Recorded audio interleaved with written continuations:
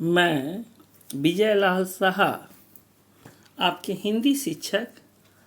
आज मैं आप लोग को हिंदी व्याकरण के वर्ग सप्तम और पाठ है काल के बारे में चर्चा करेंगे। सबसे पहले हम लोग काल की परिभाषा को जानें। काल किसे कहते हैं? क्रिया के जिस रूप से उसके होने के समय का बोध हो उसे काल कहते हैं। इसको इस भाषा में भी कह सकते हो कि क्रिया के करने में जो समय लगे, हम कुछ भी काम करते हैं तो उसमें क्या लगता है? समय लगता है। तो क्रिया के करने में जो समय लगे उसे काल कहते हैं। उदाहरण के लिए, जैसे पिछले साल मेरे जन्मदिन पर मेरी दीदी ने मुझे स्केट्स दिए थे। स्केट्स दिए थे। आज मेरे जन्मदिन पर दीदी मेरे लिए घड़ी खरीद रही है। अगले साल मेरे जन्मदिन पर मेरे पापा कहीं बाहर ले जाएंगे। तो यहाँ उपयुक्त वाक्यों में पहले दिए थे, फिर दे रही हैं और ले जाएंगे। ये क्रियाएं अलग अलग समय में हो रही है, यानी भूतकाल में भी हो रही है, वर्तमान काल में भी और भविष्य काल। तो अलग अलग समय में हो रही क्रिया के समय दर्शाने को ही काल कहते हैं। अब आइए, काल के भेद। काल के मुख्य 3 भेद होते हैं। पहला भूतकाल, दूसरा वर्तमान काल और तीसरा भविष्यत काल। अब आइए, सबसे पहले भूतकाल किसे कहते हैं? क्रिया के जिस रूप से बीते हुए समय का बोध हो उसे भूतकाल कहते हैं। जैसे पहले मैं हरिद्वार में रहता था, तो इस वाक्य में रहता था क्रिया के बीते हुए समय में हो रही, अतः यह भूतकाल है। इसके अन्य उदाहरण भी ले सकते हैं। जैसे वहाँ का गंगा का शीतल जल मुझे बहुत भाता था। गर्मी में रोज शाम को हम उसमें नहाते थे और मन को मोहने वाली आरती को देखते थे। तो ये सारी बातें जो है ये बीते हुए समय को दर्शाता है। अब आइए, भूतकाल के भेद। भूतकाल के 6 भेद होते हैं, जो इस प्रकार है। पहला सामान्य भूतकाल, दूसरा आसन्न भूतकाल, तीसरा अपूर्ण भूतकाल, चौथा पूर्ण भूतकाल, पांचवा संदिग्ध भूतकाल और छठा हेतुमद भूतकाल। तो आइए, इन सभी कालों को हम अलग अलग इसकी चर्चा करते हैं। सबसे पहले सामान्य भूतकाल। सामान्य भूतकाल किसे कहते हैं? कौन से काल को सामान्य भूतकाल कहते हैं?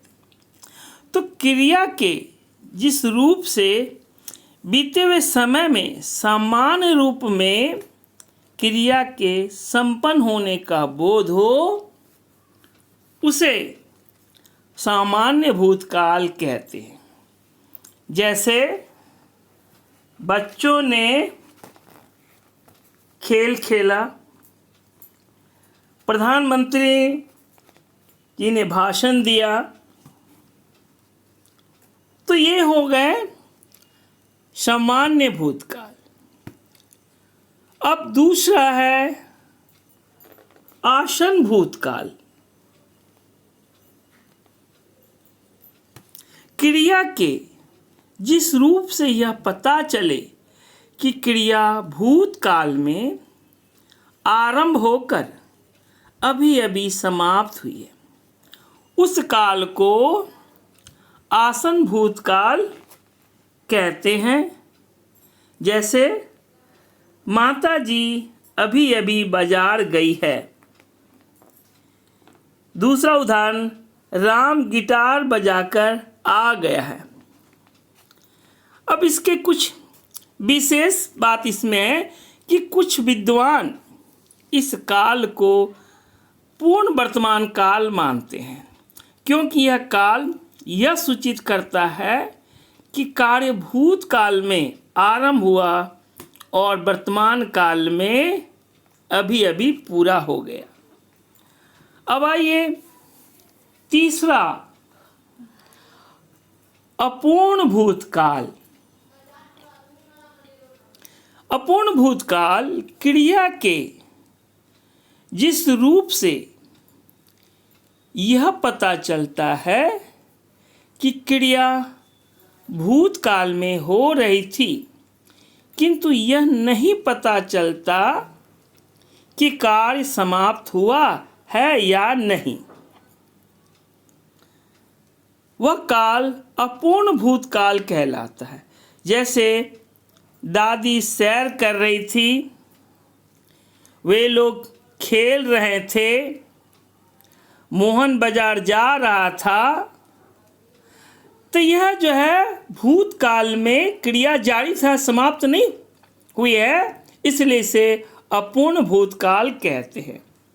अब आइए चौथा, पूर्ण भूतकाल। के जिस रूप से यह पता चले कि काम भूतकाल में ही पूरा हो चुका था, वह काल पूर्ण भूतकाल होता है। जैसे राम सिंह लोहे का सामान बनाता था, राम ने रावण को मारा था, तो ये जो है पूर्ण भूतकाल है, यानी भूतकाल में क्रिया कंप्लीट हो चुका है, पूर्ण हो चुका। अब आइए पांचवा, संदिग्ध भूतकाल। संदिग्ध भूतकाल बीते हुए समय में जिस काम के होने के विषय में संदेह हो, वह संदिग्ध भूतकाल होता है। जैसे अभिषेक स्कूल पहुंच गया, सचिन तेंदुलकर का शतक पूरा हो गया होगा, तो ये हो गए संदिग्ध भूतकाल के उदाहरण। अब आइए छठा, हेतुमत भूतकाल। भूतकाल की एक क्रिया दूसरी क्रिया पर आश्रित होती है, तो वह हेतुमत भूतकाल होता है। जैसे पेड़ पौधे अधिक लगाते तो इतना प्रदूषण नहीं होता। दूसरा उदाहरण, बाहर की चीज़ें नहीं खाते तो अस्वस्थ नहीं होते। तो इस प्रकार भूतकाल के आप लोगों ने 6 भागों को अच्छी तरह से जान गए। अब आइए काल का दूसरा भाग, वर्तमान काल। पहला भूतकाल, दूसरा वर्तमान काल। अब आइए वर्तमान काल किसे कहते हैं? क्रिया के जिस रूप से चल रहे समय का बोध हो, उसे वर्तमान काल कहते हैं। जैसे मैं समय सारणी देखकर कॉपी किताबें बस्ते में रख रहा हूँ, मेरे पापा कंप्यूटर पर काम कर रहे हैं। मम्मी मेरी छोटी बहन को पढ़ा रही है। उपर्युक्त वाक्यों में रख रहा हूँ, काम कर रहे हैं और पढ़ा रही हैं, ये क्रियाएं अभी चल रही है, क्रिया का बोध करा रही है, अतः यह वर्तमान काल है। आप इसे इस प्रकार भी कह सकते हैं कि जो समय अभी चल रहा है और समाप्त नहीं हुआ है वह वर्तमान काल है। अब आइए वर्तमान काल के भेद। वर्तमान काल के 3 भेद होते हैं जो इस प्रकार है। पहला सामान्य वर्तमान काल, दूसरा अपूर्ण वर्तमान काल और तीसरा संदिग्ध वर्तमान काल। अब आइए सबसे पहले सामान्य वर्तमान काल किसे कहते हैं। क्रिया के जिस रूप से उसके वर्तमान काल में समान रूप से घटित होने का पता चले उस काल को सामान्य वर्तमान काल कहते हैं।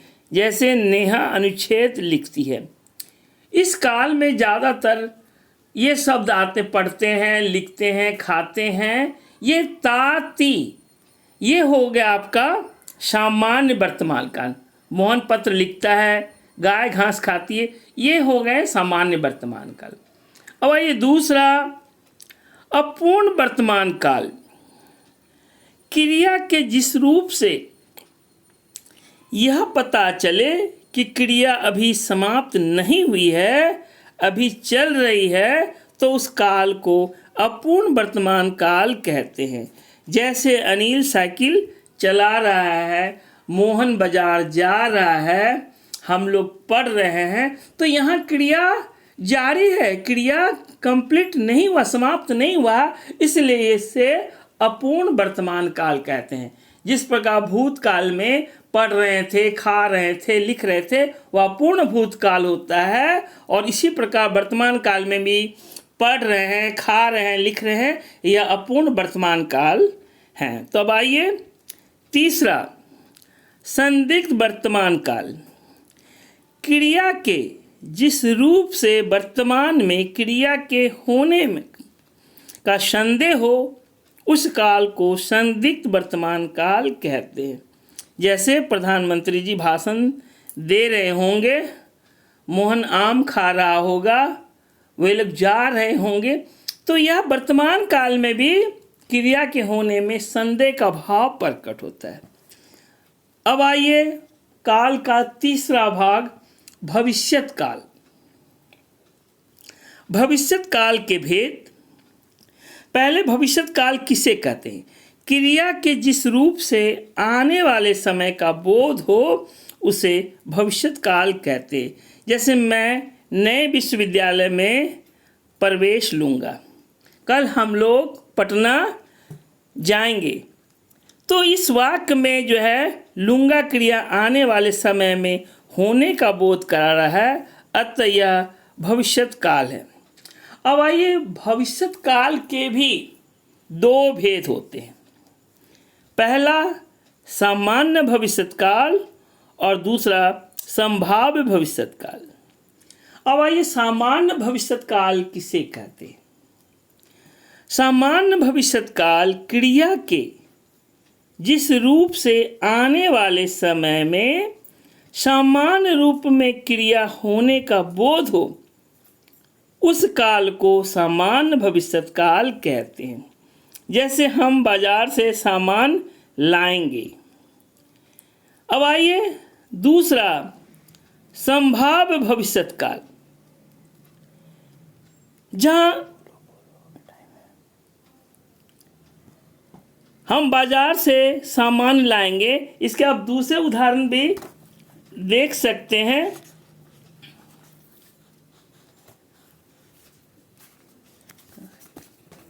जैसे अनीता नृत्य सीखने जाएगी, है ना, तो ये जो वर्तमान सामान्य जो है भविष्यत काल में क्रिया के होने में जो है ये सामान्य रूप से क्रिया होने का बोध हो, उसे काल को ही समान भविष्यत काल कहते हैं। अब आइए संभाव्य भविष्यत काल, जहाँ आने वाले समय में क्रिया होने अथवा करने की संभावना का बोध हो, वहाँ उसे संभाव्य भविष्यत काल कहते हैं। जैसे शायद कल मेहमान आएंगे, संभव है कि मैं प्रथम श्रेणी में पास हो जाऊं। तो ऐसे कई उदाहरण हैं जो होने की संभावना जिसमें हो भविष्यत काल में, उसे संभाव्य भविष्यत काल कहते हैं। तो बच्चों, आज तक के लिए यहीं तक। फिर अगली कक्षा में हम आप लोगों को अगले विषय पर चर्चा करेंगे। तब तक के लिए धन्यवाद।